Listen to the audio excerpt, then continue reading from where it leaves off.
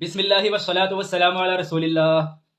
آج کی ویڈیو میں ہم بات کریں گے ایک ایسے صحابی کے بارے میں جن کے لیے اللہ کے رسول علیہ الصلاۃ والسلام نے فرمایا کہ وہ میرے اہل بیت میں سے ہیں۔ جی ہاں، ہم بات کر رہے ہیں حضرت سلمان فارسی رضی اللہ تعالیٰ عنہ کی۔ ان کے بارے میں ایک بات یہ بھی ہے کہ ان کی عمر تمام صحابہ میں سب سے زیادہ ہوئی ہے۔ کچھ سیرت نگار کہتے ہیں کہ انہوں نے حضرت عیسیٰ علیہ السلام کا زمانہ پایا، کچھ کہتے ہیں کہ عیسیٰ علیہ السلام کا نہیں، ان کے حواریوں کا زمانہ پایا۔ کچھ لوگ ان کی عمر 350 سال بتاتے ہیں، لیکن 250 سال عمر میں تو سب کا اتفاق ہے۔ حضرت سلمان فارس کے ایک شہر کے رہنے والے تھے اور ان کے باپ دادا آتش پرست تھے، یعنی آگ کی عبادت کیا کرتے تھے، اور ان کا باپ آتش کدے کا نگہبان یعنی دیکھ ریکھ کرنے والا تھا۔ ان کا بہت خیال رکھتا تھا، ان کو زیادہ کہیں آنے جانے نہیں دیتا تھا۔ ایک مرتبہ اس نے کسی کام سے حضرت سلمان کو کہیں بھیجا۔ راستے میں انہوں نے دیکھا کہ ایک گرجا گھر ہے، اس میں عیسائی عبادت کر رہے ہیں۔ وہ وہاں کھڑے ہو کر دیکھنے لگے اور ان کو عیسائیوں کی عبادت کا طریقہ بہت اچھا لگا۔ انہوں نے کسی سے پوچھا کہ اس دین کی اصل کہاں پر ہے؟ تو عیسائیوں نے بتایا کہ اس دین کی اصل ملک شام میں ہے۔ جب وہ واپس آئے تو ان کے باپ نے ان سے پوچھا کہ تم کہاں رہ گئے تھے، اتنی دیر کیسے ہو گئی؟ تو انہوں نے تمام واقعہ بیان کیا۔ تو ان کے باپ نے کہا کہ عیسائیت میں کچھ خیر نہیں ہے اور تمہارے باپ دادا کا دین یعنی آتش پرستی ہی بہتر ہے۔ حضرت سلمان نے کہا کہ نہیں، اللہ کی قسم، ان کا دین بہتر ہے۔ ان کے باپ کو اندیشہ ہوا کہ ایسا نہ ہو کہیں حضرت سلمان عیسائیت قبول کر لیں۔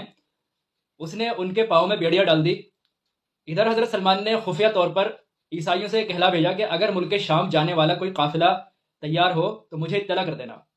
اتفاق سے کچھ دن بعد ہی ملک شام جانے والا ایک قافلہ تیار ہو گیا۔ ان لوگوں نے حضرت سلمان رضی اللہ تعالیٰ عنہ کو قافلے کی اطلاع دی تو وہ کسی طرح اپنی بیڑیاں کاٹ کر قافلے کے ساتھ ملک شام کی طرف روانہ ہو گئے۔ ملک شام پہنچنے کے بعد حضرت سلمان رضی اللہ تعالیٰ عنہ نے وہاں کے لوگوں سے پوچھا کہ یہاں کا سب سے بڑا عالم کون ہے؟ لوگوں نے ایک پادری کا نام بتایا۔ وہ اس پادری کے پاس پہنچے اور اس سے کہا کہ میں آپ کی خدمت میں رہ کر آپ کا دین سیکھنا چاہتا ہوں اور آپ کا دین قبول کرنا چاہتا ہوں، اور اپنا تمام واقعہ بیان کیا۔ پادری نے ان کو اپنے ساتھ رکھ لیا۔ کچھ دن اس کے ساتھ رہنے کے بعد حضرت سلمان نے دیکھا کہ وہ اچھا آدمی نہیں تھا، مال و دولت کا حریص اور بھوکا تھا۔ وہ دوسروں کو تو صدقات خیرات کرنے کا حکم دیتا تھا، لیکن خود غریبوں کو کچھ بھی نہیں دیتا تھا۔ یہاں تک کہ اس کے پاس جو بھی صدقات زکوٰۃ آتے تھے اس کو جمع کر کے اس نے 7 مٹکے بھر رکھے تھے۔ جب وہ مر گیا تو لوگ عقیدت اور محبت کے ساتھ اس کو کفن دفن دینے کے لیے آئے، تو حضرت سلمان رضی اللہ تعالیٰ عنہ نے اس کا تمام حال لوگوں کو بتا دیا، اور وہ 7 مٹکے جس میں مال و دولت بھری ہوئی تھی وہ بھی ان لوگوں کو دکھا دیے۔ ان لوگوں نے یہ کہا کہ اللہ کی قسم، ہم ایسے شخص کو ہرگز دفن نہیں کریں گے۔ اس کی لاش کو سولی پر لٹکایا، اس کو سنسار کیا اور اس کے بدلے کسی دوسرے عالم کو اس کی جگہ بیٹھایا۔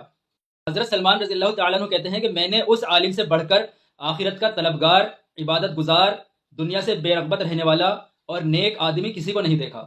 حضرت سلمان رضی اللہ تعالیٰ عنہ برابر اس کی خدمت میں رہے۔ جب اس عالم کا آخری وقت آیا تو حضرت سلمان نے اس سے کہا کہ اب مجھے بتائیے کہ آپ کے بعد میں کس کی خدمت میں جا کر رہوں؟ تو انہوں نے موصل میں ایک عالم کا پتہ بتایا۔ حضرت سلمان اس کے پاس چلے گئے، اس کی خدمت میں رہے۔ جب اس کا انتقال ہونے لگا تو حضرت سلمان نے اس سے بھی یہی پوچھا۔ اس طرح حضرت سلمان رضی اللہ تعالیٰ عنہ مختلف شہروں میں مختلف علماء کی خدمت میں رہے۔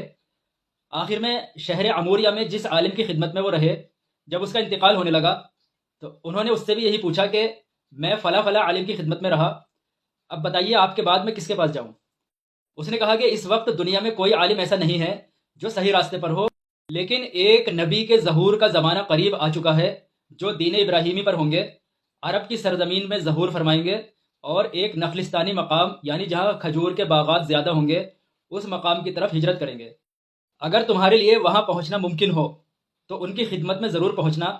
ان کی نشانی یہ ہے کہ وہ صدقے کا مال نہیں کھائیں گے لیکن ہدیہ قبول کریں گے، اور ان کے دونوں شانوں کے درمیان مہر نبوت ہوگی۔ اس دوران حضرت سلمان کے پاس کچھ گائیں اور بکریاں جمع ہو گئی تھیں۔ جب اس عالم کا انتقال ہوا تو ایک عرب جانے والا قافلہ ان کو ملا۔ انہوں نے کہا کہ یہ سب گائیں اور بکریاں میں تمہیں دے دوں گا، تم مجھے اپنے ساتھ عرب لے چلو۔ قافلے والوں نے ان کو اپنے ساتھ لے لیا، لیکن راستے میں انہوں نے کیا کیا کہ ان کو غلام بنا کر ایک یہودی کو بیچ دیا۔ وہ یہودی ان کو اپنے ساتھ لے گیا۔ جہاں وہ یہودی لے کر گیا تھا وہاں کھجوروں کے درخت بہت زیادہ تھے، تو حضرت سلمان نے سوچا کہ ہو سکتا ہے یہ وہی سرزمین ہو جہاں پر آخری نبی ہجرت فرما کر آئیں گے، لیکن وہ مقام مدینہ منورہ نہیں تھا۔ حضرت سلمان کہتے ہیں کہ اس کے بعد میں تقریباً 10 بار بکا اور آخر میں مدینہ منورہ کے ایک قبیلے بنی قریظہ کا ایک یہودی ان کو خرید کر لایا۔ تو کہتے ہیں کہ میں نے اس سرزمین کو دیکھتے ہی پہچان لیا کہ یہ وہی سرزمین ہے جہاں پر آخری نبی ہجرت فرما کر آئیں گے۔ حضرت سلمان اس یہودی کی خدمت میں لگے رہے۔ آخرکار ایک دن اس کے چچا زاد بھائی نے آ کر اس کو بتایا کہ قبا میں ایک شخص آئے ہیں جو مکہ سے آئے ہیں اور جو خود کو نبی بتاتے ہیں۔ حضرت سلمان سمجھ گئے کہ حضور پاک صلی اللہ تعالیٰ علیہ وسلم ہجرت فرما کر تشریف لے آئے ہیں۔ شام کو جب وہ کام سے فارغ ہوئے تو ان کے پاس جو کچھ بھی جمع تھا وہ لے کر کے اللہ کے رسول علیہ صلاۃ والسلام کی خدمت میں قبا پہنچے اور آپ کے سامنے پیش کیا کہ یہ میں صدقہ آپ کو دینا چاہتا ہوں۔ آپ نے فرمایا کہ میں صدقہ نہیں کھاتا، لیکن صحابہ کرام کو اجازت دی کہ تم اس صدقے کو لے لو۔ حضرت سلمان نے اپنے دل میں سوچا کہ ایک نشانی تو پوری ہوئی۔ کچھ دن بعد جب اللہ کے نبی علیہ صلاۃ والسلام مدینہ منورہ تشریف لے آئے تو حضرت سلمان کے پاس جو کچھ بھی جمع ہوا تھا وہ لے کر کے آپ کی خدمت میں پہنچے اور آپ کے سامنے پیش کیا کہ یہ ہدیہ میں آپ کو دینا چاہتا ہوں۔ آپ نے قبول فرمایا۔ حضرت سلمان نے سوچا کہ یہ دوسری نشانی بھی پوری ہو گئی۔ 2-4 روز کے بعد حضرت سلمان فارسی پھر آپ صلی اللہ تعالیٰ علیہ وسلم کی خدمت میں حاضر ہوئے، سلام عرض کیا اور سامنے سے اٹھ کر آپ کے پیچھے جا کر بیٹھ گئے۔ آپ صلی اللہ تعالیٰ علیہ وسلم سمجھ گئے، آپ نے اپنی کمر مبارک سے چادر ہٹا دی۔ حضرت سلمان نے مہر نبوت کو دیکھا اور بوسہ دیا اور رونے لگے۔ آپ صلی اللہ تعالیٰ علیہ وسلم نے ان کو سامنے بلایا اور ان سے پورا حال دریافت کیا۔ حضرت سلمان فارسی نے اپنا پورا واقعہ بیان کیا اور اسی وقت اسلام قبول کیا۔ یہودی کی غلامی میں ہونے کی وجہ سے حضرت سلمان فارسی جنگ بدر اور جنگ احد میں شریک نہیں ہو سکے تھے۔ اللہ کے رسول علیہ صلاۃ والسلام نے ان سے کہا کہ تم اپنے آقا سے مکاتبت کر لو، یعنی اس سے یہ طے کر لو کہ میں تمہیں کتنا مال ادا کر دوں جس سے میں آزاد ہو جاؤں۔ اس یہودی نے کہا کہ 40 اوقیہ سونا ادا کر دو اور 300 درخت کھجور کے لگا دو، جب ان درختوں پر پھل آ جائیں تو تم آزاد ہو۔ اللہ کے رسول علیہ صلاۃ والسلام نے صحابہ کرام سے کہا کہ کھجور کے پودوں سے سلمان کی مدد کرو۔